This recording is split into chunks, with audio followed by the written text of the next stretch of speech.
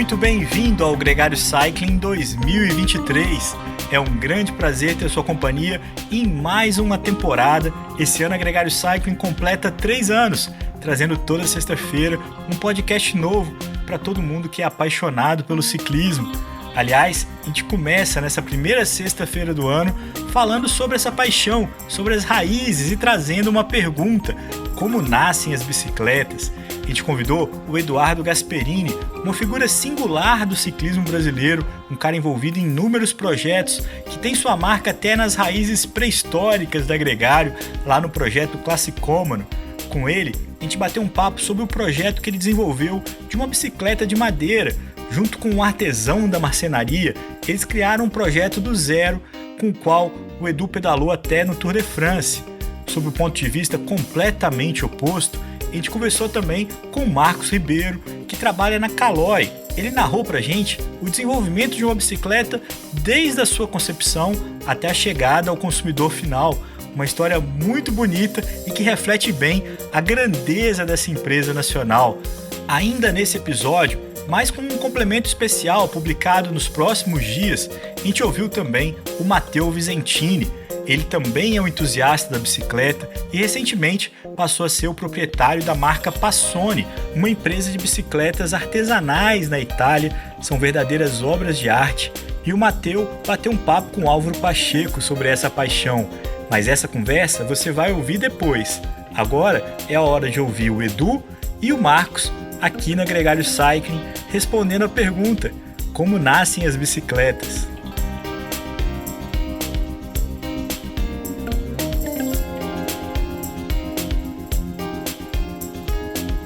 O Gregário Cycling Podcast é apresentado por Ciclorotas SP CCR, um projeto feito por ciclistas para ciclistas. Jungle e Ultra Coffee, a combinação que eleva sua performance. Plant Power, perform your best. Ciclovia do Rio Pinheiros, a ciclovia que revoluciona o jeito de pedalar em São Paulo. Saiba mais sobre nossos parceiros na descrição deste podcast.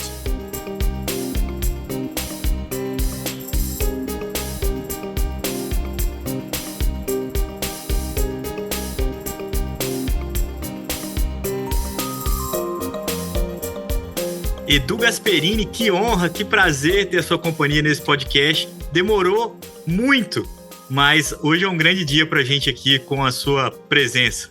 Obrigado, cara. Um prazer inenarrável, cara. Sou fãzaço de vocês aí, acompanho desde o começo. Um super prazer. O Álvaro sempre remete aqui aos primórdios, né, do podcast, às origens da Gregário e tudo mais, e a gente tem uma gratidão muito grande a você, porque eu vim de um podcast que veio de um convite seu. É uma coisa que não passava pela minha cabeça na época, o trabalho que a gente fez junto com a Specialized ali, que foi a origem, o primeiro risco do que seria o podcast hoje. Você é parte disso e é muito importante para a gente registrar essa satisfação de ter tido a oportunidade lá atrás, de ter tido o seu incentivo durante sempre, isso sempre continuou, e agora a tua presença aqui nos microfones. Isso é uma gratidão muito grande que a gente tem por você nesse aspecto também, Edu.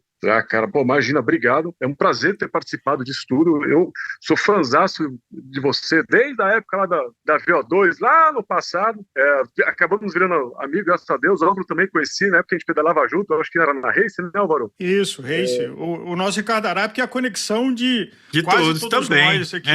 O Edu, muito. A gente brinca aqui algumas vezes e pede pro convidado resumir um pouco da história e brinca com a ideia de um tweet. Eu acho impossível fazer isso com você. A sua relação com a bike tem várias sutilezas aí, várias coisas importantes ao longo do caminho. E eu queria te perguntar uma coisa que é uma curiosidade real, assim. A sua relação com o ciclismo, principalmente ciclismo de estrada, ela começou com o Race Across America? Não, na verdade não. O ciclismo de estrada veio por culpa do Pão de Açúcar, cara. Trabalhei anos lá no Grupo Pão de Açúcar. Eu sempre fui, desde pequeno, né? Compito de bicicleta há anos, competi de BMX quando eu tinha 8 anos de idade. Até eu competia para a mesma equipe que o Ravelli competia. Era lá em Itu, para a equipe que era da bicicletaria Tomba. Você tem uma ideia como o país tem. E eu sempre fui da lama, né? Eu sempre gostei de trilha e tal, mas quando eu comecei a trabalhar no Pão de Açúcar, aquele ritmo maluco, né, de varejo, o Pão de Açúcar tinha um time de triatlon, que Sim. na época o Marcos Paulo Reis era o coordenador desse time, e sim, foi um dos principais benefícios de trabalhar lá, né? Logo quando eu comecei, já me falaram, olha, você tem esse benefício, quando me falaram do benefício do treinamento, eu falei, esse é o melhor de todos. E aí que eu comecei, na verdade eu comecei primeiro o triatlon e depois o ciclismo de estrada. Olha, eu sabia disso não. Pois é. Fiquei pouco tempo no triatlo, acho que 3 anos só, cansei de me machucar, eu sou pesado, né, peso 100 quilos, cansei de machucar na corrida, falei, não é minha praia não. E é desse período que a gente fala aqui, de 10 anos atrás, 2012, quando até com uma relação com a família Diniz, desagou num projeto de fazer uma bicicleta de madeira. Como é que foi essa conversa? Minha paixão pelo ciclismo de estrada veio pro ano 2001 mais ou menos, né? Foi ali que eu comecei. Aí eu acabei saindo do GPA, aí virei consultor, comecei a fazer vários projetos e fui fazer um projeto com a Sônia Diniz e o Bruno Diniz, a irmã da Abílio e o filho dela, o Bruno. E esse projeto consistia em ajudá-los a montar um business de importação e distribuição de produtos relacionados a design, né? De uma marca chamada Select. Começou o projeto, né? Trazendo itens de design, móveis, utensílios, até um momento que, numa reunião com o Stefano, ele me contou da paixão dele, que era a bicicleta, né? E que ele tinha uma marca de bicicletas que ele fazia de uma forma quase que artesanal, que é uma marca chamada Abit. São bicicletas lugged, né? Com cachimbadas, um estilo totalmente retrô, estilo pisteira, enfim. E ele falou, por que a gente não faz um teste, né? Por que a gente não traz isso para o Brasil e vende ela de uma forma diferente, né? A ideia era vender como se fosse uma obra de arte que a pessoa pudesse pedalar, né? Apostamos e trouxemos um container das Abit, isso foi em 2012, né? E foi aí que começou a história da bike de madeira, né? Porque a gente trouxe uma bicicleta super conceitual. Aliás, a bicicleta é uma delícia, eu tenho uma até hoje. Só que o problema era, já que era uma obra de arte, muitas pessoas vão expor essa obra de arte na casa delas, né? Que é o grande problema nós todos ciclistas, né? A gente tem uma bicicleta maravilhosa, tal, a gente ama a nossa bicicleta, só que sempre é um perrengue. Vai pendurar como? Onde é que expõe? Onde é que guarda? Eu não sou louco de deixar a bicicleta em garagem, então eu quero deixar no meu apartamento, enfim, é sempre um problema. E eu comecei a pesquisar e achei um cara, um carpinteiro, que tinha acabado de lançar um produto chamado Bike and Books. Era um suporte de bike, de parede, onde você colocava a bike e tinha espaço para colocar livros também. E achei aquilo genial, né? E encomendei com eles, sei lá, acho que 30 unidades daquele negócio. O cara ficou maluco, como assim 30, né? O cara é um artesão acostumado a fazer peças únicas, né? Falou, nunca fiz tanta peça assim, né? Convidei ele para visitar a gente, para mostrar o projeto, né? Para ele poder entender qual que era a necessidade. E quando ele veio me visitar, a gente ficou batendo papo e ele falou, putz, cara, eu adoro bicicleta também, inclusive eu tenho um projeto de uma bicicleta de madeira, que eu fiz um protótipo aqui, usei uma vez em volta do quarteirão, nunca mais usei, tá encostado, né? E aí eu fui visitar o projeto dele, né? Fui conhecer o projeto dele. Então fui lá no ateliê dele, lá na Zona Leste, e cara, eu dei de cara com uma bicicleta, uma Speed, e aí sim, eu sou velho, eu falo Speed mesmo, né? Nada de road, uma Speed. Aí olha que eu vi a bicicleta, eu fiquei maluco, né? É também, e é engraçado que o Jonas, né, que é o carpinteiro, o artista, ele não é um cara alto, né? E ele fez uma bicicleta tamanho 56. Eu não entendi por que também. Falei, cara, eu quero testar esse negócio. Empresta para mim. Ela era um quadro road, né? E tal, com componentes super simples e tal. Peguei a bicicleta e fui para Romeiros com ela. Cara, assim que eu cheguei em Romeiros, comecei a pedalar, eu fiquei maravilhado, né? Maravilhado. Primeiro, porque o design dela é impressionante, né? Todo lugar que você vai com a bicicleta de madeira pode ter a super bike do lado, mas o cara vai olhar para a bike de madeira, né? Chama muita atenção, ainda mais a bicicleta speed, né? E segundo, e principalmente, porque a bike tinha um conforto absurdo, muito confortável. E aí eu estou falando de conforto ao rodar mesmo, né? Aquelas imperfeições do asfalto que muitas vezes, aliás, a maioria das vezes transfere pro teu corpo, né? Ainda mais para quem pedalou já com pneu 23, 21 até, né? Naquela época, imagina, você ter conforto, você precisava ter uma bike muito mole, né? Muito, com quadro super flexível, né? E hoje em dia você anda com 28 e tem super conforto, mas aquela bicicleta, ela mesmo, ela estava com o pneu 23 e um conforto absurdo. E eu fui pesquisar sobre, né? Por que será que ela é tão confortável assim? E que eu entendi que quadro de madeira, ele absorve as vibrações do solo por conta das fibras. Ou seja, as vibrações ficam nas fibras da madeira. Ao contrário de uma bike de bambu, por exemplo. O bambu transfere inteiro para você, né? A bicicleta de bambu acaba sendo mais desconfortável até quase do que uma bicicleta de outro material. Agora a madeira não. A madeira absorve boa parte da vibração. E aí começamos a conversar sobre desenvolver um projeto mesmo de uma bicicleta de design, mas que dê para usar e que seja confortável, né? O foco em endurance. Agora, Edu, quando a gente fala de madeira, a gente pensa em rigidez, né? Duro feito pau, essas palavras do palavreado. Que uso da madeira se tem para uma bicicleta e você tem a palavra confortável? Porque como se fala para mim em madeira e confortável, ou é uma tábua que quebra, ou é uma tora que tortura.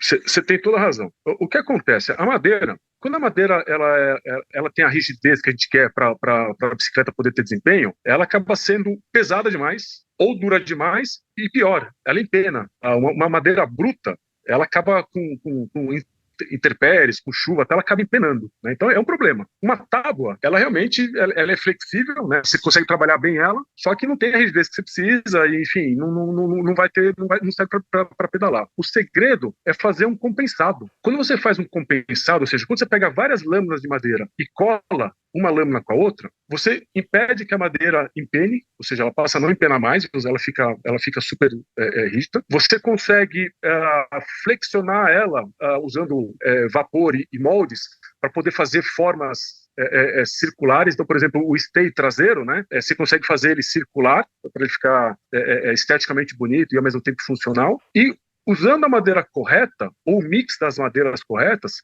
você consegue ter a rigidez que você precisa. E aí a pergunta, qual as madeiras corretas? Porque é uma infinidade de madeiras que existem na face da Terra. Existem várias fórmulas, né? Mas a gente chegou à conclusão que usar teca e maple era um mix interessante, né? Teca é uma madeira que se usa muito para barco, porque ela tem uma característica muito, muito especial, que é resistência à luz solar, né? Ou seja, ela pode ficar no tempo que ela dura muito mais. Resistência à água, ela é fácil de manusear, você consegue fazer formas com ela de uma forma incrível, né? Então você vê um barco, você consegue fazer várias curvas e ela acaba aguentando isso. E ela é uma madeira leve. Ela seria uma madeira perfeita para fazer o projeto, só que faltava rigidez nela, né? Então, a gente resolvia vários problemas na construção do quadro, mas faltava rigidez. E a rigidez a gente buscou na maple. Maple é uma madeira muito típica, principalmente na América do Norte, né?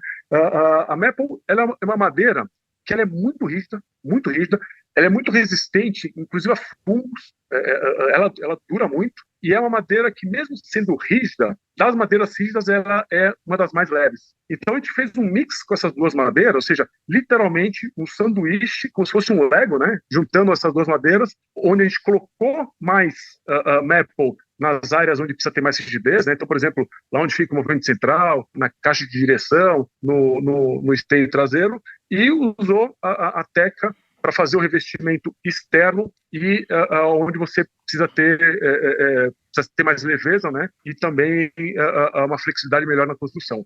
Então foram vários testes, todos nós fizemos 8 protótipos, né? Misturando a madeira e vendo qual que é a melhor composição e espessura para poder chegar no produto final. Então todo era um sanduíche de 8 camadas de madeira. No modelo final ele tinha 8 camadas. 8 camadas de madeira. Ô Edu, e até chegar nisso, você está contando aí já o resultado. Qual que foi o tempo, assim, como é que foi a vivência disso? Porque eu imagino que você deve ter partido do ponto de partida de uma bicicleta, 2 triângulos, e começou ali a colocar todos os elementos, né? Tanto a parte artesanal do Jonas, a parte da geometria e a pedalada em si, que é a experiência de estar ali em cima da bicicleta. Como é que foi esse processo? Quanto tempo durou isso? Vocês partiram no protótipo que ele já tinha, mas de pegar o primeiro protótipo já com as 4 mãos e ir seguindo em frente? Ao todo foram 2 anos de desenvolvimento.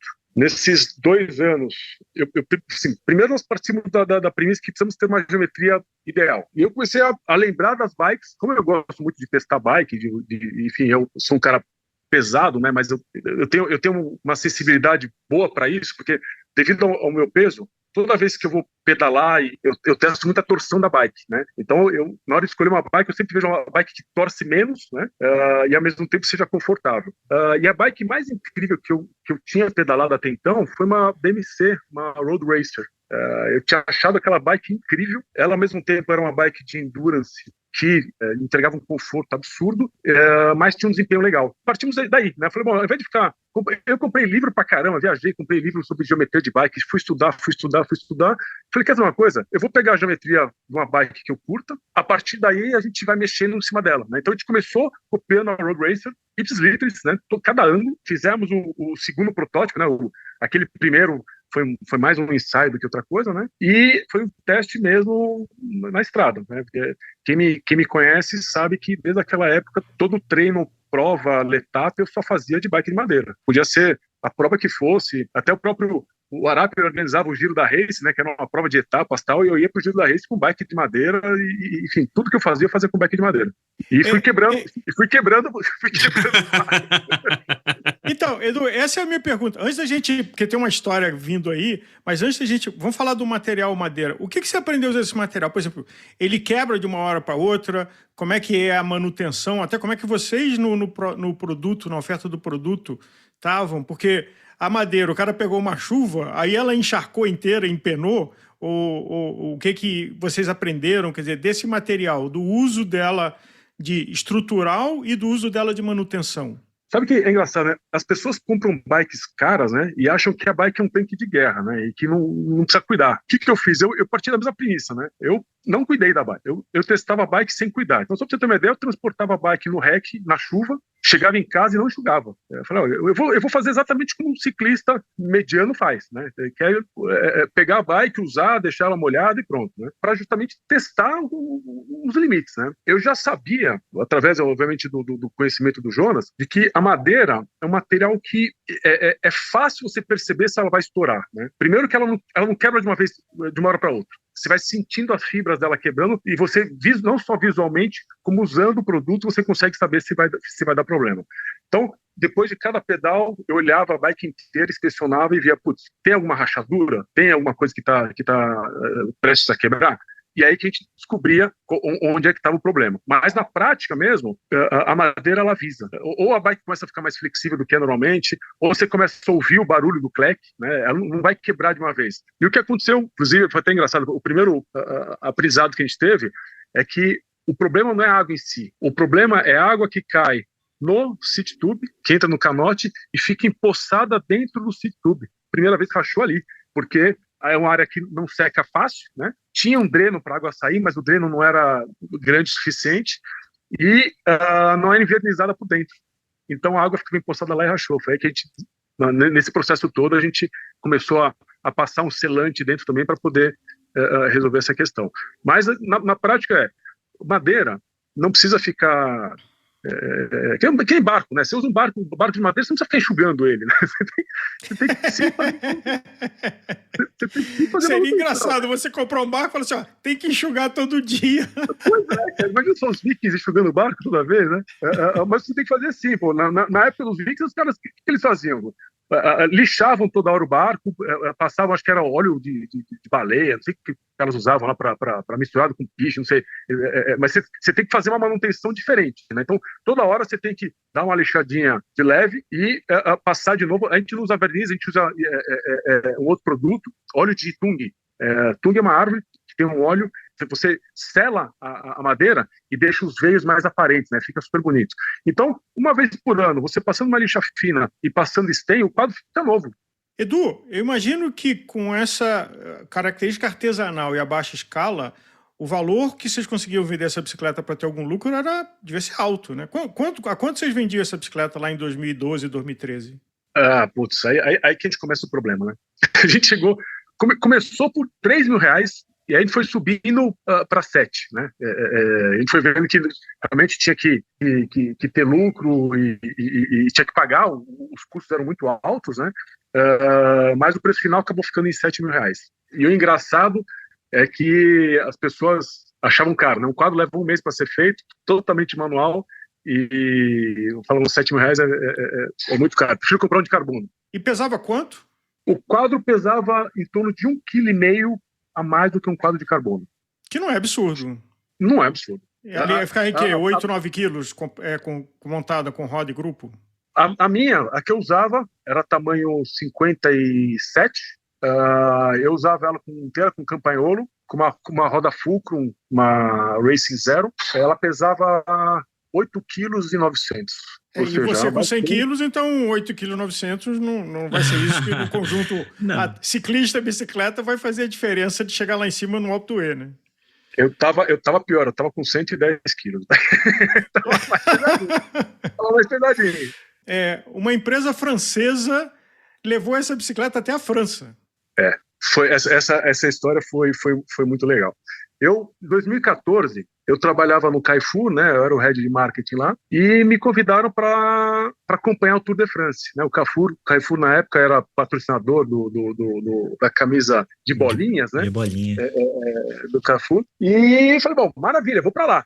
E o presidente do Brasil era ciclista, né? O presidente do Carrefour Brasil. O presidente do Carrefour Brasil é o Charles de Martins, é um francês que acabou de ir para o Brasil e ele pedalava e muito. Cara, é até engraçado, né? Quando ele veio pro Brasil e assumiu a posição, né? Sei lá, 2 dias depois a secretária dele me ligou e falou: Du, pelo amor de Deus, você tem que dar um jeito no Charles. Eu falei, por quê? Não, porque ele tá saindo pra treinar sozinho na marginal. Ou seja, ele era maluco, né? Adorava bike. Ele tinha sido presidente da Europcar. Um patrocinador da equipe do Voeckler, né? Que também era uma marca que também apostava no ciclismo, né? Exatamente. E foi ele que me convidou para ir para a França, para acompanhar o tour. Aí, quando ele me convidou, ele falou: Edu, leve equipamento de bike, porque nós vamos participar de um evento que vai acontecer no penúltimo dia do tour. Vai ser um pedal beneficente em prol de uma ONG que ajuda crianças com problemas cardíacos na África. E a gente ia percorrer o mesmo percurso dos profissionais antes do contrarrelógio, que era o penúltima etapa, que, enfim, ia coroar o vencedor do Tour, né? E falei, bom, maravilha, vou levar meu equipamento, mas vou levar minha bike também, né? Já que vou para a França, cara, vou pedalar lá, vou levar a bike de madeira para pedalar lá. Levei a bike, enfim, me diverti pra burro, né? Pedalei muito com a bicicleta lá. E quando chegou no dia anterior do evento, eu fui testar a bike e aproveitei e fui conhecer a equipe Europcar, né? O Charles tinha falado para mim, falei, seguinte, a Europcar vai lá, convidou a gente para jantar com eles, vamos lá conhecer a equipe, né? Conhecer os atletas, tá? Eu falei, óbvio, mas eu quero conhecer os mecânicos, eu não quero conhecer os atletas, não. Os caras eram patrocinados pela Bianchi, pela Colnago e Campagnolo, ou seja, cara, prato cheio para quem gosta de ciclismo, né? E fui de bike e levei a minha bike lá. Quando eu cheguei, os mecânicos ficaram malucos. Eles olharam a bicicleta, simplesmente desmontaram a bicicleta inteira. O engenheiro da equipe começou a olhar a bicicleta e falou: mas como é que você fez isso? Como é que você fez aquilo? Começou a dar um monte de pitaco. Eu, obviamente, anotando tudo, né? Tudo que ele falava, eu ia anotando. Desmontaram a bicicleta, trocaram rolamento, trocaram cassete, botaram tudo. Só não trocaram o Ergo Power e os câmbios. O resto eles trocaram tudo. E enquanto eles mexiam, eu ficava babando nas bicicletas, né? Aí ele falou: Eduardo, não, vem aqui, vamos conhecer aqui. Falei, tá bom, vai. Beleza.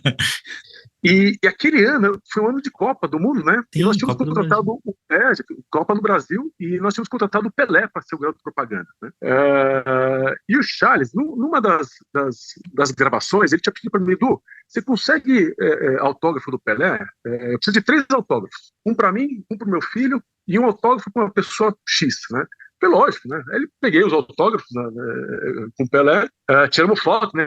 De autografando a camiseta, e eu levei para a França, que ele pediu para mim: olha, leva na França e leva no dia do encontro da Europcar. Levei lá no encontro, o Charles pegou, chamou, e agora eu esqueci o nome do chefe da equipe da Europcar na época, cara, esqueci. Mas chamou o cara e falou: olha, o Eduardo tem um presente para você. E eu dei a camiseta do Brasil com o autógrafo do Pelé, com o nome dele escrito pro cara.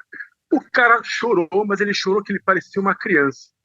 E ele falou o seguinte: era o meu sonho de infância conhecer o Pelé, porque eu vi ele jogando. Para mim é o melhor esportista que eu já vi na minha vida. Um francês falando, né? O cara chorou que nem criança e ficou maravilhado com aquilo lá. Enfim, de presente, eu ganhei a Colnago do time, tá comigo em casa até hoje, mas foi presente por conta disso. Aí no dia seguinte teve um evento, né?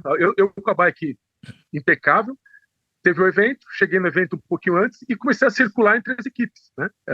Foi engraçado que quando eu passei em frente da BMC, na época existia a equipe BMC, os mecânicos me pararam, começaram a tirar foto, eu tenho foto disso, né? Começaram a tirar foto da bike e tal, e o engenheiro da equipe começou a olhar e falou, nossa, que geometria perfeita. Eu falei, eu copiei da tua bike.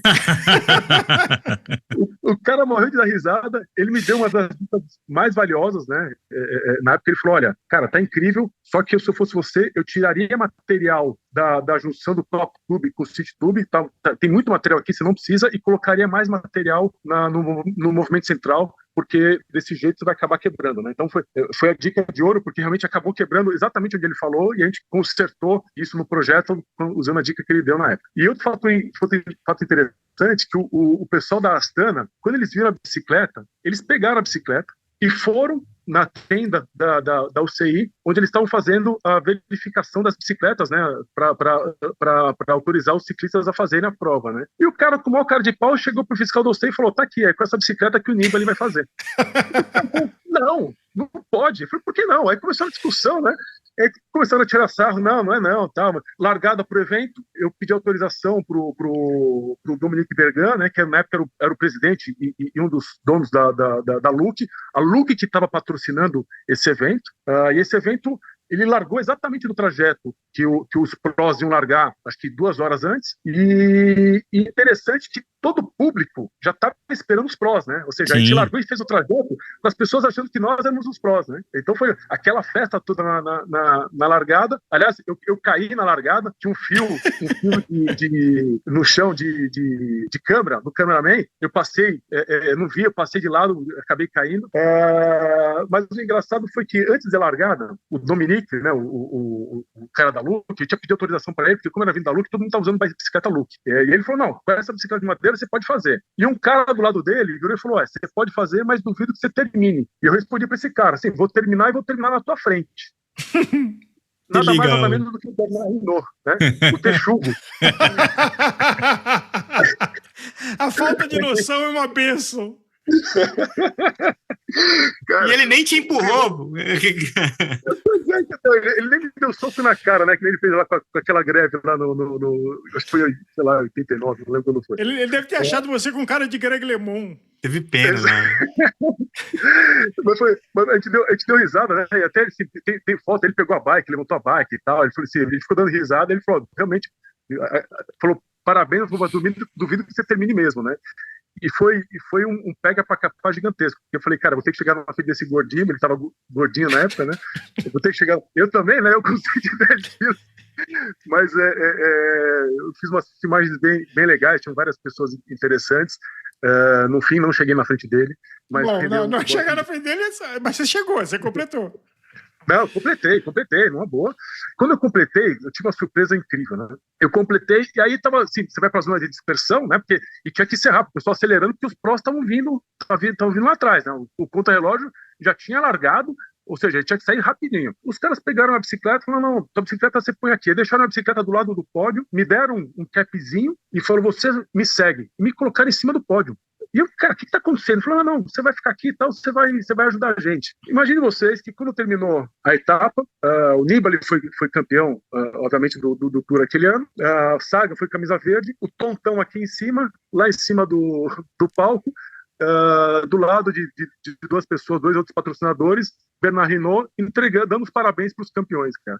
E o pessoal aqui no Brasil ficando maluco, né? Falou, pô, o que você tá fazendo lá, cara? Eu fiquei completamente maluco. Eu vi isso ao vivo, Edu, e foi uma das coisas mais insólitas que eu...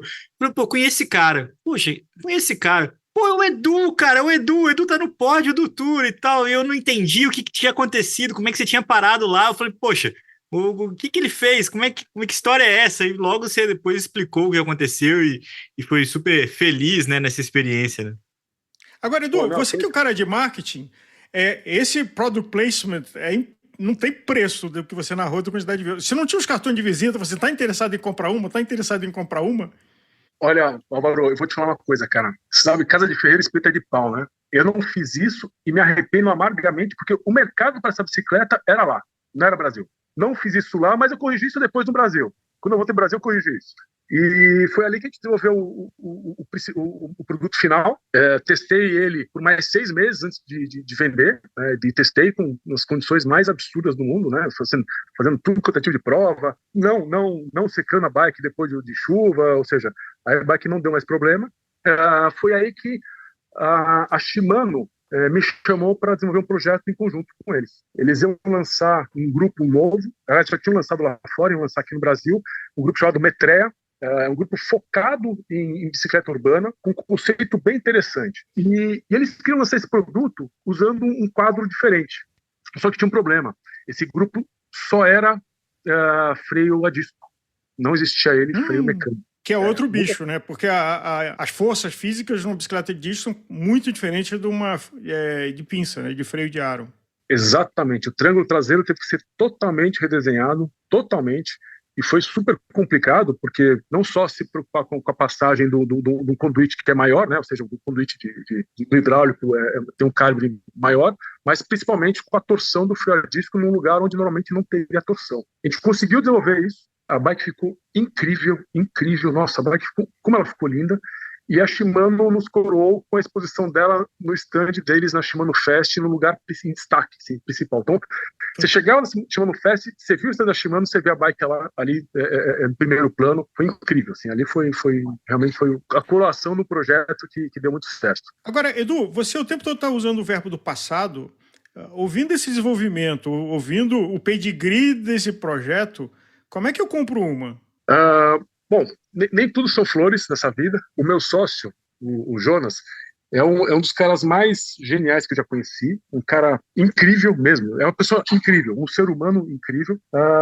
Só que é um artista. E como todo artista, tem dificuldade em fazer qualquer coisa em escala. Foi muito difícil desenvolver aquilo em escala. Nós tentamos contratar pessoas para aprenderem, a gente não conseguiu fazer elas aprenderem. E é fato que a bicicleta nunca se tornou um produto viável por conta da escala. E aí eu acabei desistindo do projeto, porque eu estava vendo que eu estava travando a vida do Jonas, né, num produto que era difícil de ter escala. E, cara, ele adora criar coisas. Ele, pra você ter uma ideia, um amigo dele teve filho, o amigo dele adorava Viking, e ele fez um berço de forma de barco Viking, sabe? Então, o cara é um cara que você quer fazer qualquer projeto diferente com madeira, é o cara fazer isso. Mas não é um cara para ficar preso num projeto de uma bike solo, você precisa ter escala, você precisa ter produção em massa e assim por diante, né? Então, eu acabei desistindo do projeto. O Jonas ainda faz sob encomenda. Quem pesquisar sobre carpintaria brasileira ou Húngaro Cycles, tem no Instagram, é só mandar mensagem para ele, ou pode mandar para mim que eu encaminho. Ele ainda faz sob encomenda, mas eu acabei realmente saindo da história inteira porque não fazia sentido como business, né? Enfim, tá lá, o projeto tá vivo. Agora, Edu, às vezes a gente tem lucros de moedas diferentes, e a ideia desse podcast, inclusive, é homenagear essa tua jornada. Do ponto de vista de dinheiro, de caixa, de pagar conta, não imagino que mudou a tua vida e pode até ter atrapalhado. Mas o que você narrou pra gente de 2012 até 2019, eu acho que você não compra isso, só você que viveu, como o Leandro mencionou, de estar na transmissão global do Tour, lá no pódio, de conhecer os irmãos Campana, de conhecer do material da madeira. Você está coberto razão. Não foi peso algum, muito pelo contrário. É muito legal você pegar uma coisa diferente, né, num tema que você gosta, né? Então eu sou apaixonado por bicicleta desde que eu existo, né? E poder fazer, e sou apaixonado por carpintaria, né? Então poder juntar essa paixão pelo fazer, pelo do it yourself, pela carpintaria, pela madeira, em um produto viável, foi incrível, né? Então não me arrependo nada, muito pelo contrário. E vivo querendo alguma sarna para me coçar nesse tema também, não me importando com dinheiro. Qualquer coisa que a gente faça com tesão, com paixão, e que a gente realmente consiga mostrar para o mundo que não é só dinheiro, né?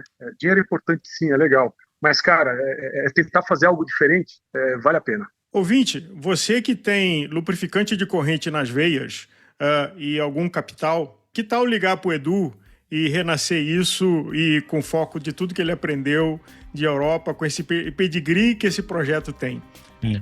Olha, agora vou te falar, cara, tem projeto com um monte de coisa.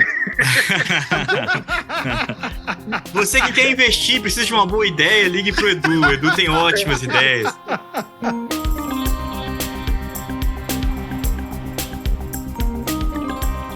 Conheça os produtos Gregário, itens de qualidade com a nossa identidade. A caramanhola preferida do pelotão com a nossa cara. Conheça a Fly Elite, edição especial Gregário. O link está na descrição desse podcast.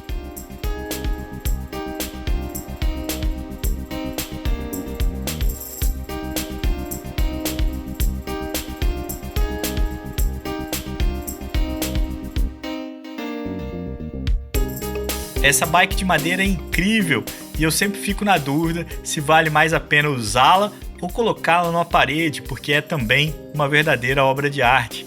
O podcast continua agora ouvindo o Marcos Ribeiro, que conta pra gente a experiência de como nascem as bicicletas da marca Caloi. Se liga!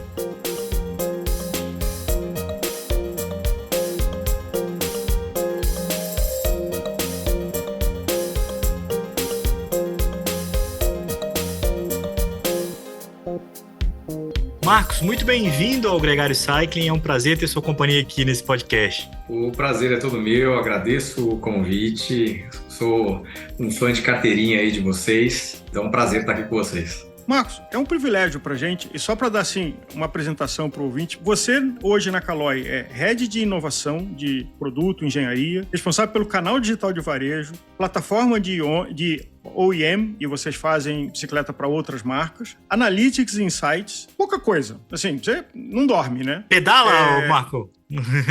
Então, eu sou muito cara do commute, eu venho trabalhar e volto de bike, assim, eu sou muito nessa pegada. O Rocha, né, que é o nosso diretor aqui, é aquele cara da madrugada, o cara que vai para a USP, para a Iamband.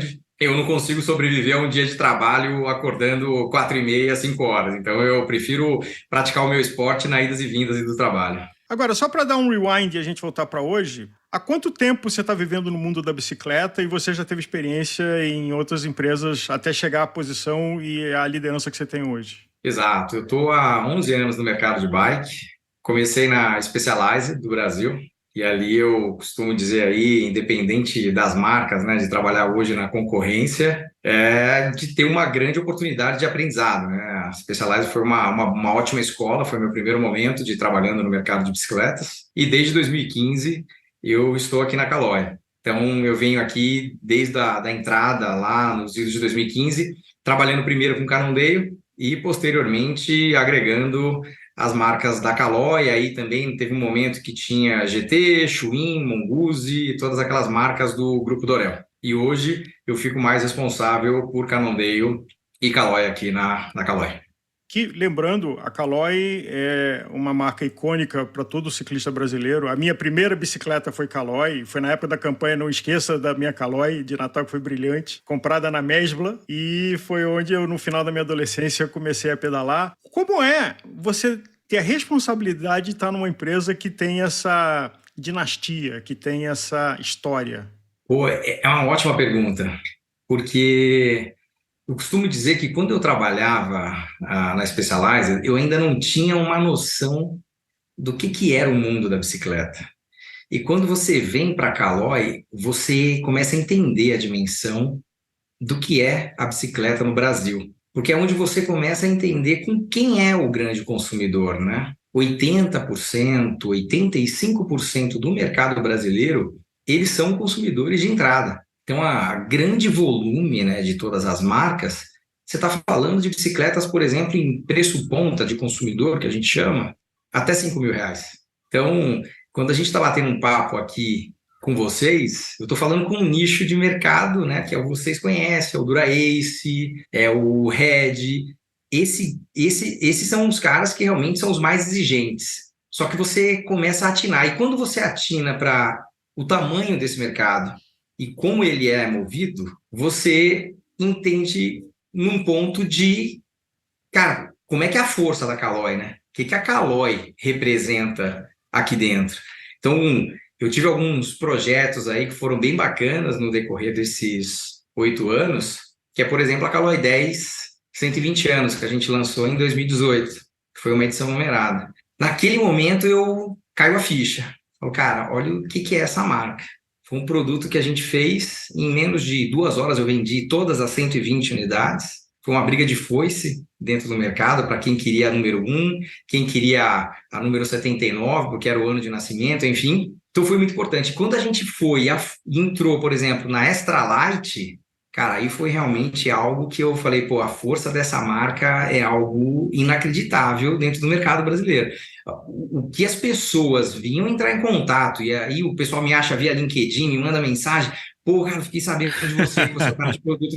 E o cara manda mensagem, fala, cara, na década de 80, eu fui lá e eu comprei na Mesbla, igual você falou, Álvaro, e não, pô, eu comprei no Mapping, que era o meu sonho. E aí você vê que ele tem uma questão de pertencimento, sabe? Tipo, a marca gera uma questão de pertencimento muito grande. E é curioso você estar falando isso, Marcos, porque assim, quem tem hoje uma bicicleta com Dura-Ace, com Red ou que seja, uma bike de carbono, ele vivenciou essa experiência de ter uma bike de entrada, de ter uma bike simples, muitas vezes uma Caloi Cross, né, uma Extra Light, ou até mesmo andava na barra forte da família, andava, né, nas bicicletas mais simples, e depois foi evoluindo como até junto com o desempenho, vamos dizer assim. Agora, uma curiosidade, quando que você começou a entender que existiam antes?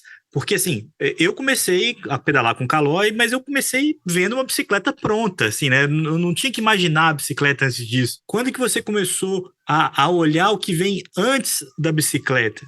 Vou tentar fazer um storytelling aqui para a gente poder fazer uma construção de desenvolvimento, né? Nós temos 3 fases. Você tem uma fase que é de concepção, e essa fase de concepção ela é dividida entre workshop, um petit comité e um bloco de pré-viabilidade. O porquê dessa fase de concepção? Eu, como empresa, obviamente, eu tenho que saber alocar os recursos aonde realmente isso vai trazer o retorno para a empresa. O pessoal, às vezes, acha que o cara de produto ele vai lá e pintou uma ideia, o cara consegue fazer. E não é tão simples assim, nesse ponto. Então, essa fase de concepção é fundamental para que eu possa alocar os recursos corretos no momento certo. Então, como que ele nasce? Ele nasce naquele momento do workshop, onde a gente traz, né, as pessoas que são importantes para esse mercado. Então, a gente traz consumidor final, a gente traz lojista, a gente traz um pouco do nosso comercial. E qual que é essa ideia nesse momento do workshop? É para a gente poder entender qual que é a necessidade do nosso produto. O que o mercado está vivendo? E a gente compila nesse momento, a gente costuma fazer isso anualmente, né? Tem 2 dias que a gente chama de workshop, que a gente chama de workshop de inovação, onde a gente traz algumas pessoas, alguns embaixadores, para que possa ali dar uma, né, oxigenada no nosso dia a dia. Esse momento é onde a gente começa a ter a boca do funil, onde vem muitas ideias, onde a gente começa a pensar no produto. Nesse momento você passa por um petit comité, né, que é literalmente a presidência da Caloi e a diretoria. Esses são as pessoas que vêm aqui nesse momento para pensar e falar assim, tudo bem, eu acredito nesse mercado. É o que a gente chama de pitch elevator ali, né? Eu tenho que, em 5 minutos, vender o projeto para eles e provar que realmente existe mercado e que eu consigo jogar esse jogo, porque não é todo jogo que eu consigo jogar, tem isso também. E aí você finaliza com o quê? Com uma pré-viabilidade. Então, ali é onde eu vejo assim, cara, eu consigo lançar, por exemplo, uma bike de road com 105 no preço competitivo do mercado? É nesse momento que realmente eu começo o produto. Ali é o gate zero. Ali é que eu falei, ó, provei para os caras que realmente tem mercado, eu consigo jogar esse jogo e de onde veio essa ideia? Ela não veio do nada, não veio uma loucura. Aí é onde eu entro no gate zero, que é o início realmente de todo o projeto. E, Marcos, a gente ouve de pessoas inspiradoras, como o Henry Ford, né, do carro, como o Steve Jobs, do iPhone, de que muitas vezes o consumidor nem sabe o que ele quer. Então, o desafio de quem faz produto é dar uma coisa para o consumidor que nem ele sabe que ele quer e precisa. Como é que é esse momento, no caso da tua experiência com a Caloi? A gente está num projeto agora que, obviamente, eu não consigo falar tanto sobre ele. Lamentavelmente. Lamentavelmente, mas eu posso dizer... Próximos capítulos. Eu posso voltar aqui quando a gente fizer o lançamento. Mas é um projeto interessante. Meio suspeita, mas tudo bem, não precisa falar. Exatamente. O que vem nesse projeto, né? Então, tentando te mostrar assim, o que a gente vê. Esse projeto é um projeto muito de mobilidade urbana, né? A gente vê muito essa questão das grandes cidades. E ali a gente começa a entender, por exemplo, quais são as dores hoje do consumidor brasileiro. O mercado brasileiro tem uma dor muito intrínseca dentro dele, que é a parte de preço ponta, né? A bicicleta é cara no Brasil, né? Quando a gente fala para alguém, por exemplo, que eu vou pagar 80 mil reais uma bicicleta? O cara fala, não pode ser que você vai pagar 80 Não, mil. menos. A gente entrevistou uma pessoa que o marido falou, vou comprar a bicicleta para você, lá de Betim, que é a Camila do Papo de Oficina. E aí o marido falou, quanto é? Assim, 700 reais. 700 reais? Você vai colocar 700 reais numa bicicleta? Exato. É engraçado, eu costumo citar aqui, que às vezes você vê bicicleta de aço numa BMW, no rack, sabe, na traseira. Por quê? Porque ele não agrega valor. Não é todo mundo que entende o valor da bicicleta. Então, quando você pega essa dor, e esse é um dos projetos que a gente está trazendo, é como é que eu elimino essa dor, como é que eu vou atuar em cima dessa dor, como é que eu vou viabilizar. Então, esse é um dos pontos, Álvaro, que a gente olha muito pro o feijão com arroz, que é o que existe, que é o que move o mercado, e a gente sempre está tentando pisar ali numa grama que ainda é desconhecida. E aí é realmente onde a gente vai entendendo. Aí onde é que entra o departamento de A&I que você citou no início, que é o Analytics Insights, onde a gente faz muita leitura de dados. Então a gente está muito em contato com startup, com incubadoras, para poder entender que movimento está existindo no consumo das pessoas, né? Como é que a gente começa a linkar esses pontos?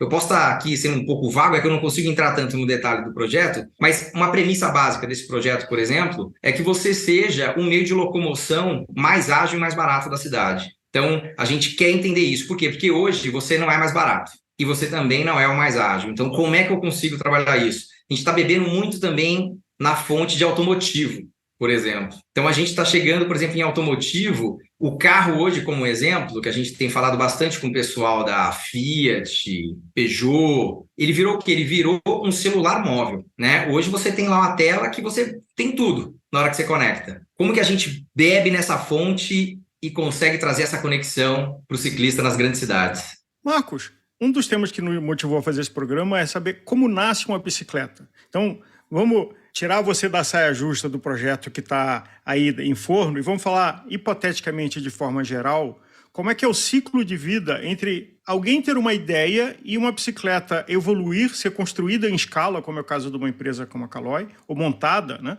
E chegando até o varejo para o consumidor, para a minha Caloi 10 que eu comprei lá na Mesbla há 50 anos atrás. Em média, um produto, desde o momento ali, vamos falar do Gate Zero, até a hora que ela chega disponibilidade para o consumidor, vamos falar em torno de 18 a 24 meses. É o timing que você tem. O que você tem dentro desses 18 meses a 24 meses? Você tem a fase do desenvolvimento e a fase da execução. Então, quais são os grandes pontos de dores, né? A gente tem que passar por business case, por exemplo. Isso é uma etapa fundamental de qualquer projeto. O que significa isso? Para quem que eu vou vender? A que preço que eu vou vender? Como que eu vou vender esse produto? Então, por exemplo, quando você fala de Zona Franca de Manaus, as principais marcas brasileiras estão na Zona Franca. Você tem um impacto absurdo no Brasil, que é frete. Isso impacta diretamente dentro do business case de um produto. Quando você vende para o bike shop, que é o nosso maior volume, não são todos os bike shops que têm a mesma política comercial. Você tem um bike shop que tem uma política comercial de entrada, você tem um bike shop que tem uma política comercial mediana e um bike shop que tem uma política comercial que a gente chama de high. Então, ele tem diferentes markups, né, de margem que ele trabalha. Isso influencia dentro do BC. E o ponto-chave que influencia dentro do BC, que é onde a gente se debruça mais, é no custo da componentização. E aonde a gente vai a trabalhar esse custo? Nós temos 3 viagens em média para a Ásia. Sempre vai para Taipei, que é a principal feira que acontece, e depois a gente vai para Taichung, que é a segunda feira do ano. Por que esses 2 pontos são fundamentais? Porque é a parte-chave, o coração desse projeto. Então, falando do business case, esse ponto do custo do produto é onde a gente trabalha. Agora, como que ele vem, né? Vem tudo daquele momento de contato com o consumidor. O que é a experiência que eu quero passar para o consumidor? Que tipo de suspensão eu quero colocar? Que pneu? Que grupo? Que cockpit que eu quero colocar? É esse momento, eu estou tentando fazer aqui uma construção com vocês, que é o business case. Isso daqui ele tem que passar pelo financeiro da empresa. Isso aqui tem que ser uma viabilidade financeira. Pegando uma frase famosa do futebol, né, que tem que combinar com os russos. Tem os concorrentes da Caloi, as montadoras de bicicleta de diversos tamanhos e que concorrem com a Caloi em diversas faixas de mercado, que também têm seus planos. Então, vamos chamar, empresas não éticas chamam isso de espionagem industrial, empresas éticas chamam de inteligência de mercado. Como é que é lidar com isso? Porque você tem também, você vê um ponto futuro de oportunidade, mas você também tem que ter algum mapeamento do movimento dos concorrentes para ver o quanto você será único ou inovador naquela oferta, né? Exato. Isso é a dor do trabalho. Essa é a maior pressão que eu recebo todo dia. Como é que eu vou estar na frente e vou ter certeza que meu produto é inovador? O mercado de bike ele é extremamente comoditizado. O que diferencia as grandes marcas é o quadro. Todo o restante, todo mundo pode ter. Então, quando você fala, por exemplo, de uma roda de carbono, é muito difícil você criar um diferencial realmente único de tecnologia em cima daquela roda. Você vai trabalhar muito com leveza, o tipo de carbono, material, grafeno, qualquer coisa que seja. Quando você vai para pneu, por exemplo, você tem 4 marcas que você conta na mão, que todo mundo pode trabalhar. Aonde está o grande segredo? É o quadro, é a engenharia. Por que as grandes marcas como Specialized, a própria Cannondale, Trek, Cervelo, que agora faz parte do grupo da POM, Santa Cruz, onde eles trabalham? Eles têm uma equipe de engenharia dedicada na Ásia. Isso é extremamente custoso, né? Pensando em questões de desenvolvimento. Então, respondendo a tua pergunta, é entendendo muito a necessidade do consumidor, é se antecipando às grandes mudanças de tecnologia. Então, por exemplo, você vê, o Brasil é um país ainda muito focado em alumínio, né? Muito ainda pesado com essa questão do alumínio. A gente está cada vez mais trabalhando com tecnologias de como eu posso entregar o alumínio mais leve do mercado. Eu vou ser disruptivo 100%? Não. Marcas como Specialized, a própria Cannondale, eles já trabalham com alumínio leve. O que eu sempre tenho como premissa aqui na Calloy é uma base nossa. A Calloy, como marca, ela não quer ser a inovadora global, mas ela quer ser a inovadora para o mercado brasileiro. A gente sempre quer ser, respeitosamente, o melhor custo-benefício para o público brasileiro. Mas depois pensando aí no business plan que você mencionou de uma bicicleta, e você falou, olha, o que realmente a gente tem mudança é o quadro. Tá? O quadro a gente desenvolve, a gente tem engenharia e realmente uma marca diferencia-se da outra. Mas na hora que eu vou escolher o resultado final, vamos pensar como e por que eu escolho botar um grupo SRAM, botar um grupo Shimano, botar um 105 ou um Dura-Ace. Como funciona essa escolha? Você, Marcos, lá, tô montando, quero ficar com o melhor resultado final. Porque às vezes você pode ter um excelente chassi, desenvolver um super quadro, mas por um motivo ou por outro, você jogou lá um grupo e uma roda que dão uma experiência terrível à bicicleta. A pergunta é fundamental, a gente chama isso aqui de atributos. O mercado brasileiro, existe um que a gente chama de mapa de valor, e ele é o quê? Ele é muito baseado pelo grupo traseiro. Então, assim, você tem o quê? Você tem no road é mais fácil porque é um grupo completo, né? Então, você fala de Dura-Ace, 105, Ultra e tal. Quando você fala de mountain bike, você tem sempre uma mescla, né? Às vezes você coloca um pé de vela da Fórmula, um Pro Wheel, ou você coloca um FSA, e você coloca um câmbio traseiro da Shimano ou SRAM, né? Então, o mercado é muito baseado pelo câmbio traseiro. A decisão disso é muito onde você quer atacar, né? Então, quando eu olho meu portfólio de mountain bike, hoje eu preencho todos os grupos, desde o Deore de 12 eu vou até o XTR, né? Por que eu não trabalho com SRAM? Tem umas questões de patrocínio de equipe, sem sombra de dúvidas, né? Então, a Shimano patrocina a equipe, então eu começo do XTR e desço até os grupos de entrada. Só que quando você vai para o mercado de entrada, por exemplo, você não vê a SRAM jogando esse jogo, né? Quando você fala de Deore de 11 para baixo, a SRAM não joga, ela desce até o SX12, que eles falam que compara com Deore, mas ali é peronomútil, não entro muito nesse detalhe de tecnologia. Então, a escolha é muito aonde você quer atacar, né? Então, a gente está em alguns projetos, por exemplo, de road, a gente está ali querendo trabalhar no 105, querendo trabalhar no Ultegra, e a gente entra, por exemplo, num cara de road. Então, eu falo, cara, o que é a premissa desse cara? Esse cara é grupo, é cassete, é o trocador, é a roda, é o pneu, é o cockpit, é o selim, é o pé de vela. Porque, como você começou falando do business case, quando eu tenho uma bike de road, por exemplo, 105, eu quase que já estou fechado, por exemplo, em freio, pé de vela, cassete, câmbio e zastei. Tá dado. Isso eu não consigo muito mexer, porque a percepção do consumidor é muito forte para a questão do grupo Shimano fechado. O que sobra para mim? Talvez eu possa trocar um pé de vela, colocar um pé de vela da FSA, talvez eu possa colocar um cockpit de alumínio. Só que cada vez mais que você sobe a régua, menos espaço você tem para criatividade. Por isso que eu falo do mercado comoditizado. Quando você vai, por exemplo, de um Dura-Ace, dificilmente você vai colocar um cockpit de alumínio. Você vai entrar com um cockpit de carbono, ou você vai entrar às vezes com FSA, ou você vai entrar às vezes com Envy, Por quê? Porque aí é onde você tem essa criticidade, né? O que é fundamental para ele? Qual é a melhor experiência que eu passo para o consumidor? O que realmente ele conhece como atributo? Algo que a gente vem cada vez mais se aprofundando e fazendo pesquisa direta com o consumidor, para realmente se debruçar sobre isso. Marcos, nas décadas de quem já pedala há mais tempo e que os fabricantes de bicicleta faziam os seus quadros em casa, tinha um diferencial de personalidade, de características que era muito grande, porque era uma coisa artesanal, de baixa de produtividade. A vantagem da industrialização, o fator Ásia, e de você ter grandes produtores de componentes e de quadros na Ásia, trouxe um outro efeito que me chamou a atenção no último Shimano Fest, onde a gente tinha dezenas de montadores expondo lá, mas na hora que você olhava, era difícil ver diferença, pelo menos visual, do produto. Então, essa escala trouxe um problema do desafio de diferenciação, porque na hora que você olha, fora o decalque de marca que está ali e a cor, fica difícil de falar, puxa, como é que eu comparo essas bicicletas?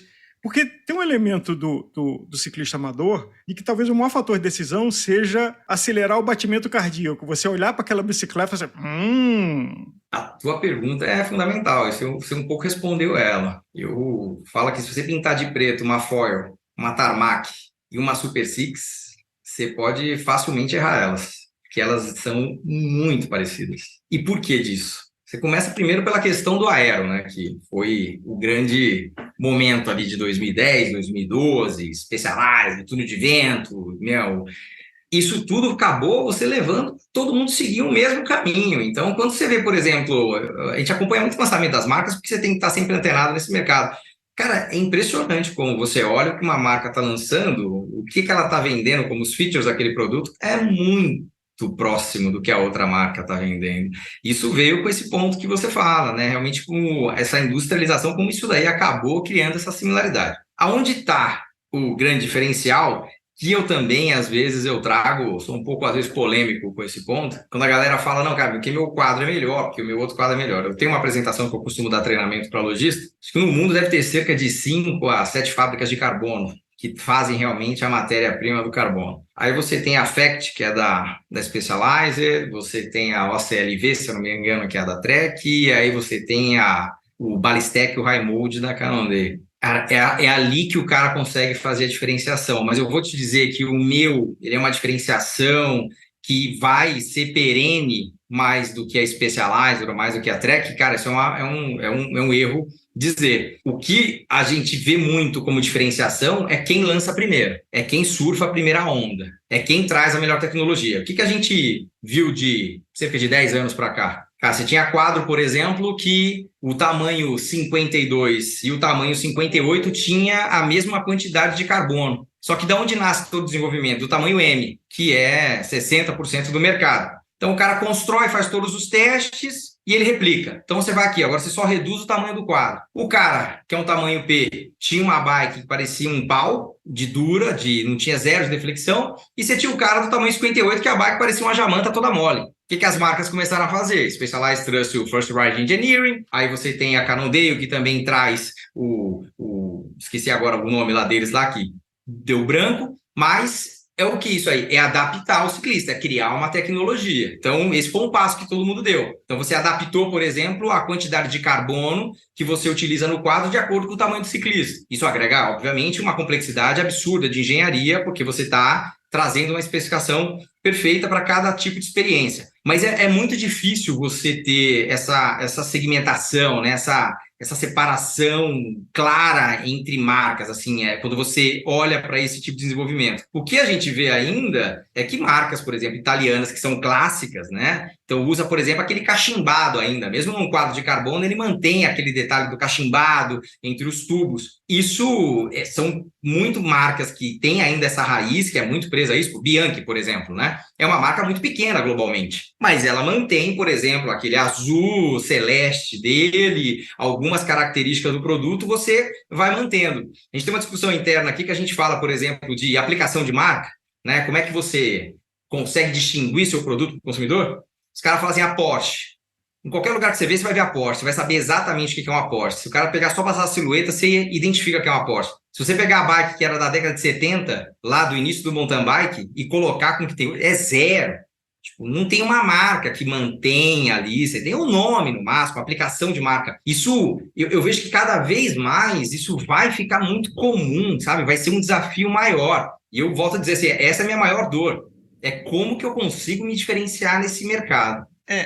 Nesse exemplo, as únicas duas marcas assim que eu confesso que de primeira assim me bate a cabeça eu consigo lembrar, talvez seriam a Colnag, com o formato dos tubos, ainda que eles estão cada vez mais com a evolução da tecnologia tendo que perder isso, e o garfinho da Pinarello. Exato. Que você pode pintar a Pinarello de preto sem ainda ver que é uma Pinarello. Sem puxar a sardinha para um lado ou para o outro. O Top Tube da GT também, né? É verdade, a GT Aquele, também tinha. o City Stay com... Não, City Stay não. O City Tube, O triplo triângulo. É. Mas você vai ver, esse triplo triângulo, por exemplo, hoje é uma dor. Que a gente conhece a GT, isso é uma dor. Por quê? Porque ele tem que agregar muito peso ali, de matéria-prima. Por quê? Porque senão aquilo quebra. Então, o que acontece? O mercado está indo para onde? O mercado está indo para rigidez e leveza. Como você equilibra esses dois pontos é muito chave do desenvolvimento. Então, você, por exemplo, nesses 24 meses que a gente estava falando, eu tenho idas e vindas com as fábricas, que o cara vai lá, coloca isso aí dentro de um algoritmo, o cara fala, quebrou. Volta. Coloca mais matéria-prima. Aí eu falo, cara, mas eu não posso deixar essa bike aqui muito dura, eu tenho que ter um pouco de deflexão. Aonde eu tiro matéria-prima de carbono? O cara fala, cara, você tem que aumentar aqui. Aí você troca a geometria, sobe um pouco o sit stay, para ele poder ser mais resistente. Isso é o detalhe da marca, sabe? E isso é a beleza que fica por detrás, assim, que nem sempre o consumidor vê na ponta. Ele é traduzido no marketing, por exemplo, como a gente viu a Scott, que foi lançada aí ontem, se eu não me engano, ou anteontem, né? Mas, pô, o cara chegar naquela hardtail que o cara fez, eu conhecendo o que é o desenvolvimento de uma hardtail, eu imagino o quanto o cara foi. Aí você entra no detalhe, você vê que o cara tem um gussetzinho que fica próximo do top tube com city tube, você vê que ele reforçou ali porque o tubo é muito fino. Isso é o diferencial que a marca cria. Agora, se conectando rápido, a gente estava mencionando muito as bikes de estrada e você falou da comoditização da bike como um todo, no final das contas é uma mistura de grupos e bem ou mal, dá uma nivelada no quadro. Agora, eu sempre tive o feeling, e aí pessoal, que na mountain bike essa história não é a mesma, não é tão verdadeira. Aí você está 100% correto. E quando você vai para bike full suspension, quanto mais você sobe a régua, mais complexidade você tem de desenvolvimento. Então não é à toa, por exemplo, que uma Santa Cruz ela é tão boa em bike de all mountain.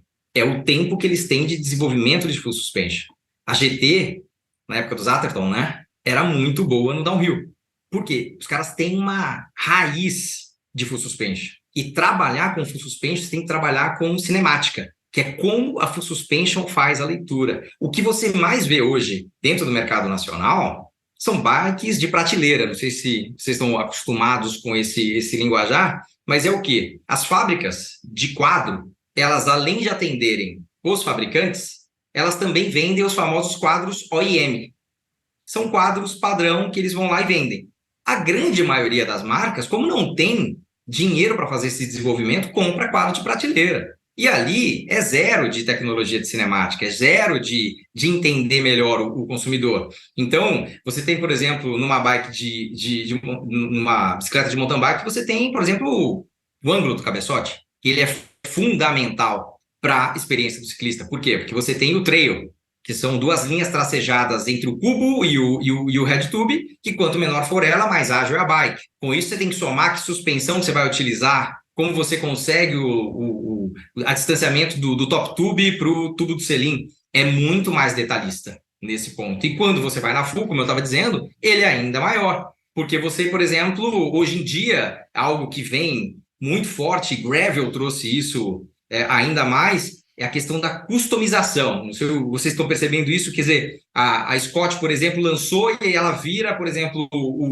a mesa da bicicleta, ele tem um outro ângulo, né, de cabeçote. Você tem a Topstone, por exemplo, da Cannondale, que quando você vira o eixo da bicicleta, desculpa, não é a Topstone, a Grade da GT, quando você vira o eixo dianteiro da bicicleta, você tem uma outra bike, você tem uma bike muito mais alongada, com um front center mais relaxado.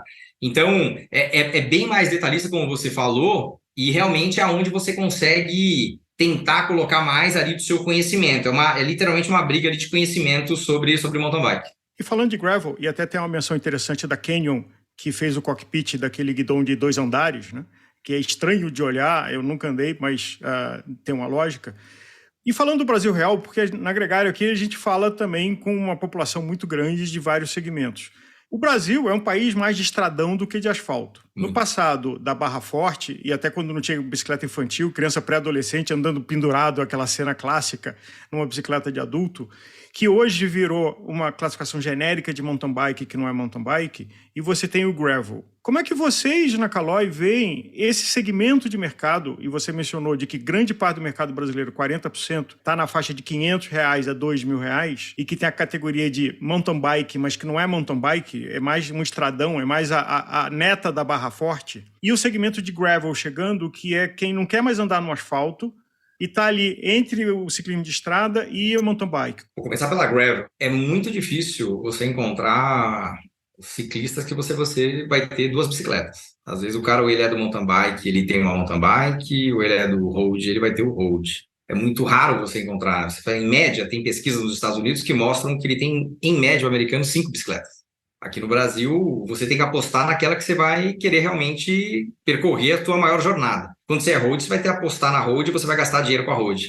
Quando você vai para o mountain bike, você faz o mesmo, né? Eu brinco que é a pílula de Matrix. Você tem que escolher em que mundo você quer viver ali, porque não dá para ter os dois. Com isso posto, o que a gente vê? Por que você vende muita bike hardtail no Brasil? Né? Por que você vende muita bike com, por exemplo, Deore de 20, Acera, Alívio? O que é esse grande montante? Você tem ali o público que vai para o bike shop, aí ele chega e fala, pô, tô querendo uma bicicleta. Aí o bike shop pergunta para ele, onde você vai andar? Ah, não, eu vou andar na Paulista, eu vou andar na Orla do Rio. Tá. Aí o cara fala assim, toque, eu vou te dar uma bike urbana, que ela veio com pneu de banda de rodagem lisa, que ela foi construída com a geometria, que tem um grupo XPTO para você. Aí o cara fala assim, mas essa daqui dá para ir para terra? Aí o cara fala, não, isso aqui não dá para ir para terra. Ah, não, eu quero uma que dá para ir para terra, porque eu vou para terra, eu vou fazer um MTB. O cara nunca vai fazer um MTB, ele vai ter a pior experiência da vida dele, ele vai ter um arrasto gigantesco com aquele pneu 2.2, 2.3. Mas vai cruzar um canteiro. Exato. Então, assim, essa é a realidade. É por isso que você vê tanta bicicleta, por exemplo, andando no asfaltão aí de pedal noturno, galera que tá no Ibirapuera, e é isso, né? E a realidade do cara, né? Você fala pro bike shop, por exemplo, vamos trabalhar com linha urbana? O bike shop, não, isso aqui não vende, cara. Linha urbana, isso não vende. Mas por que não vende? Cada um trabalho vender. Vender bicicleta é vender experiência. É você vender pro cara falar, cara, o que você tá precisando? Qual que é teu tipo de pedal? Qual que é teu corpo? Você consegue pedalar? Não consegue? Onde você pedala, né? Até porque talvez a mountain bike tenha essas coisas do SUV, do jipão. Assim, a quantidade de gente que compra o jipão que nunca viu poeira e não vai ver na vida, a não ser que passe perto de uma obra, mas está andando com aquele carro para 4x4, andar dentro de rio. Eu acho que a mountain bike traz isso, essa sensação talvez de masculinidade, talvez de potência, que uma bicicleta urbana ela faz sentido. Um sonho, né? Ele se vê lá o Henrique Avancini fazendo a curva, derrapando de lado, voando poeira para todo quanto é lado, rock and roll. Cara, é engraçado esse ponto.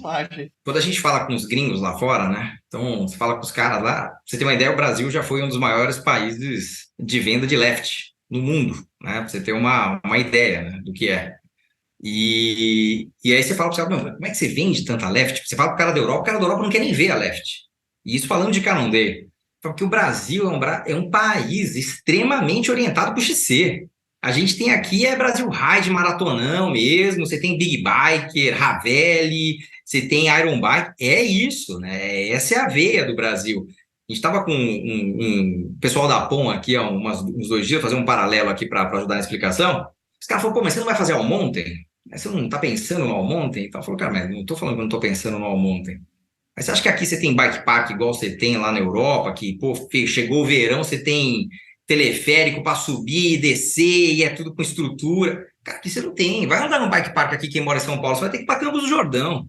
Você vai andar aí fácil, quase 2 horas para chegar lá. O cara sai de casa, no quintal de casa ele já tem uma trilha. Se puder, ele dá um drop na grama do vizinho. Né? Então, esse é um pouco de realidade que a gente vive. E por que eu estou trazendo esse dual mountain? Porque o gravel lá fora é absurdo o crescimento. A gente pega os números mundiais, é uma loucura o negócio. E eu vou remeter um pouco ao passado, que uma vez eu participei de uma reunião em Morgan Hill com o Mike Senior, na Specialized. Que é o fundador da que é o fundador da Specialized, Ele exatamente. começou trazendo equipamento italiano para Califórnia, Exato. a famosa Kombi dele, tem todo o Exato. folclore em cima do Mike. Uma figuraça. Figuraça, né? O cara é um pouco do Steve Jobs da bike, né, cara? Tipo, quase isso, né? O cara é sempre muito simplão, assim, super tranquilo. E aí, o que ele falou? Um negócio que me marcou até hoje. Que ele falou o seguinte: vocês devem conhecer aquele Clunkers, né? Aquele filme de mountain bike, né? Que fala sobre o nascimento do mountain bike. Então, mostra Mike Senior, Gary Fisher, essa galera toda. E ele falou assim: pô, cara, a gente subia a montanha e descia de calça jeans. A bicicleta não tinha suspensão, a gente se arrebentava na curva e subia de novo e descia, e era o negócio. E aí as grandes marcas, e ele fala nesse momento na meia-culpa, porque ele falou nesse momento, ele citou o Yaroslav, quando ele ganhou, o quanto a Specialized forçou aquela questão do XC, de olímpico, de cara competição. E o Brasil, obviamente, é um país, né, que o brasileiro gosta de competição, é por isso que o pai compra a chuteira do Neymar que custa R$2.000 para o moleque jogar na quadra do prédio, e o moleque nunca vai ser o Neymar, mas enfim, tá ali na essência do brasileiro querer ser campeão. Pô, ele pegou e citou e falou: a gente perdeu a essência do mountain bike, o negócio deixou de ser fã, e é por isso que cresce tanto ao mountain, porque o cara, desculpa o palavreado, ele tá cagando pro com do Strava, o cara quer descer, o cara quer curtir nesse momento, e a gravel eu vejo muito como um portal de acesso a isso, de ser o fã, de você curtir. E a gente tem aí as corridas e o CI, Red Bull que fez e tudo, mas a gente vê muito como uma essência da diversão, sabe? Muito como esse momento de você poder curtir. É muito chato você viver só no momento da competição. E é por isso tanto que você fala: cara, tá lá, é XC. Os gringos viram pra gente e falam: puta, mas que chato. Né? 120, você não curte, você não consegue descer. Por quê? Porque os caras querem suspensão de 140, os caras querem 150, os caras querem fã, o cara quer trocar ideia na subida e descer se divertindo. Eu acredito muito nisso, eu citei essa frase, porque ele falou: cara, a gente tem que voltar nisso. E foi bem quando ele lançou a Stump Jumper, a Almonte naquele momento, e isso me marcou. E eu vejo muito a Cannondale com a Rabbit, com a Jekyll, voltando nessa diversão. Até os vídeos mesmo de lançamento, né, que a gente vê, cara, são vídeos da molecada, né? Fazendo cursos, fazendo ali a trilha, subindo e voltando, que é a diversão, não é só a competição, né? E a gente sabe que as grandes marcas também acabam fomentando muito isso e tirando fã. Eu acho que o gravel tem esse poder de ser um embaixador do fã novamente. Vou pedir licença ao Leandro Nicolas aqui para falar um assunto que eu sou disco quebrado: bicicleta elétrica. Como é que você, pela Caloi, fazendo parte do Grupo Com, está olhando a acessibilidade de bicicletas elétricas? Acho que urbana, mountain bike, estrada / gravel. Em 2017, a Caloi lançou, né, a primeira bicicleta elétrica, City Tour Elite, em parceria com a Shimano. A Shimano estava entrando no mercado brasileiro com os motores elétricos. A grande dor, aí eu te falo um pouco desse projeto, é exatamente isso que você falou. Em média, uma pesquisa que nós fizemos com 13 mil pessoas, em média, em grandes cidades, as pessoas percorrem 15 km por dia. Total. No dia inteiro. E de volta. Quando você vai para uma bicicleta elétrica, 60%, 65% do custo da componentização de uma bicicleta elétrica é a bateria. O que você precisa ser inteligente para poder acessibilizar é você saber entregar a experiência correta para o ciclista no range de bateria. Qual o maior medo do cara da bike elétrica? Ficar sem bateria. Que a bicicleta vira um estorvo. Ela é extremamente pesada. Leandro e eu já vivemos isso. Na Serra de Campos. Pois é, então. Um dos pontos é como é que você reduz isso? Como é que você consegue ter uma bike quase híbrida? Quase híbrida. Como é que você se acessibiliza a ela? Como é que você repensa ela? E tem um ponto que é agravante no Brasil. Hoje você é quase que liderado pela Shimano, né? A Shimano é que atua com um movimento elétrico aqui quando você vai falar de bikes de alto valor agregado. Quando você pensa em Shimano, e esse é outro ponto que é de dor com a gente, com a POM, né? Que você imagina, a POM é dona da Gazelle, é dona da Kalkoff, que são duas gigantes de movimento elétrico na Europa. Assim, cara. Você vai para a Holanda, e você passa na Alemanha, só tem bicicleta da POM andando para cima e para baixo. Os caras vivem de Bosch, né? Lá fora, o que vende? Lá fora você não vende uma bike, você vende um motor Bosch. Isso é o que eles perguntam. Então, cara, tem que ter Bosch. É dado. 100% das bikes da POM na Europa são Bosch, 100%. Que eles vendem Bosch. Pela marca Bosch, pela credibilidade Pela marca Bosch, pela credibilidade da Bosch. A Bosch é muito, muito forte na Europa no movimento elétrico. Você não vê tanta Bosch aqui no Brasil, por quê? A gente já tentou N vezes. Fica aqui até um anúncio para a Bosch. Se alguém estiver escutando da Bosch, faça o favor de mudar esse mindset. Os caras não querem ter assistência técnica aqui no Brasil. Não querem dar suporte. Aqui fica muito a mercê da marca. Então, te responder, o movimento elétrico é em 2 pilares. É acessibilidade e experiência correta. Literalmente isso. Então, o movimento que está existindo daqui para frente, e a gente já viu isso no Shimano Fest, com marcas nacionais, é você começar a desenvolver seu próprio motor. Se você for depender de trabalhar no mercado de elétrica somente pensando com Shimano, você sempre vai estar trabalhando no high-end e você nunca vai acessibilizar esse mercado para o público brasileiro. Minha pergunta com a elétrica é se, ou seja, pode ser que não aconteça que a elétrica se torne popular, ou é quando? Quando é que, de fato, ela será onipresente? É quando. Hoje a elétrica representa em torno de 6%, se eu não me engano, se eu não estiver errado com os dados do mercado nacional. Para a gente é quando. Todas as marcas estão se movimentando para isso. O que vai se tornar mesmo, a bike analógica, que é o que já é na Europa, é bike de competição. Do restante, é elétrica. A bicicleta ideal é uma bicicleta de gravel que você possa trocar as rodas e com motor elétrico? Putz, eu acredito nisso. Você acabou de fazer um briefing aqui de uns pedidos de produto. É isso aí. Você quer perguntar mais alguma coisa, Auro? Um monte, mas eu acho que a gente precisa... São 3 horas, a gente precisa terminar o programa, na verdade. Então. Não, mas porque acho que essa é a parte 1. Nós estamos aqui, a parte 1 de como nasce uma bicicleta e da vida da bicicleta, porque, como qualquer ciclo de vida, ele não é um ciclo único, porque tem gerações, tem evoluções. A gente abriu a porta da fábrica de chocolate, né? A gente tá aqui igual uma criança, né?